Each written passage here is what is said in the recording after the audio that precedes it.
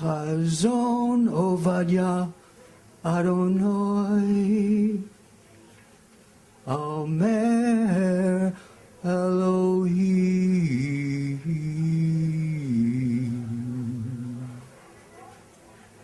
And I looked around. It was my bar mitzvah recitation. My heart was beating so hard. I could have swore everybody heard it. I know they did. I looked over at my parents. I almost wept. They had big smiles on their faces.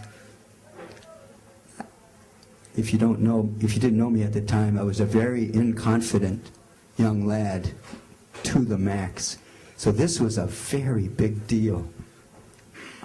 I mean, humongous. That I even agreed to do it is a miracle. Even today, you know you never forget your bar mitzvah. How many have been bar mitzvah? Raise your hand. You never forget that. You know that.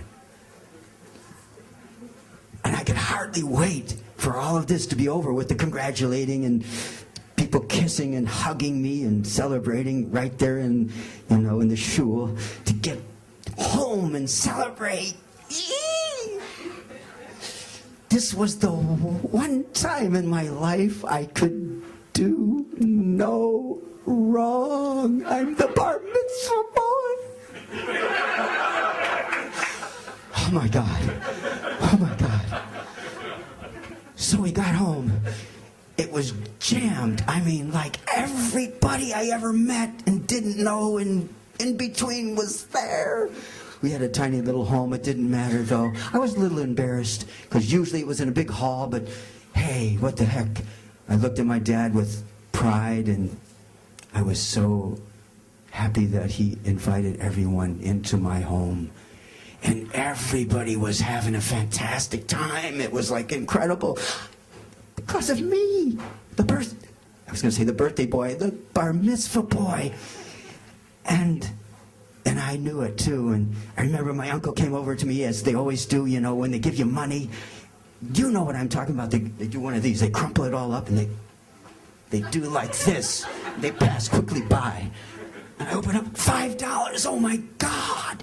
I had my pocket was stuffed with bills. I was like, oh my gosh, this is incredible. And I got a camera. And, with a huge flash. Remember that flash, that shiny thing that you used to use, And then fate took me by the hand, and I went upstairs with my cousin into my room. I don't know why I thought of this, and I thought, I want to hypnotize my cousin. What made me do that at that moment? What? Damn it. But I had been reading this book about hypnotism, and I thought, wow, what a great opportunity. I'll experiment with my cousin. No, not a good idea during a bar mitzvah. So I'm in the midst of hypnotizing my cousin. You are getting sleepy. You are getting...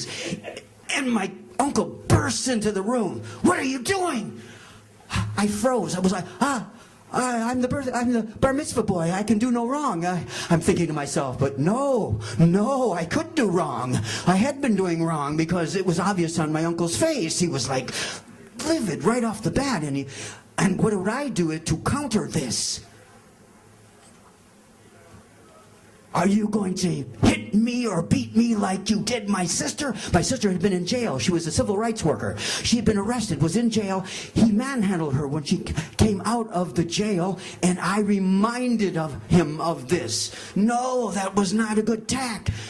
He got beat red. I never saw him like this. I could see the thing, his neck was pulsing like you couldn't believe, and his bicep, which was quite large. He started chasing me down the stairs. He was like hot on my trail. I barely squeaked out of his hands, and at the bottom of the stairs, he caught up to me and started beating me on the top of the head, while the entire room filled with all my relatives and friends were watching in stock terror. And I remember looking over at my father's face, my father was like, it was like stop action. Stop animation. He just froze, and it was like, I could see everything written on his face. It was like, I'm gonna beat the hell out of this guy. He's Marty's close uncle, but I don't care. I'm gonna beat him to a pulp. And then part of him was, no, if I do that, it's gonna be a worse scene. And it was frozen, and I felt so bad for my dad because I know he didn't want to come across as a coward. And the rest just kind of fades into history because I was so traumatized that I completely forgot the entire aftermath.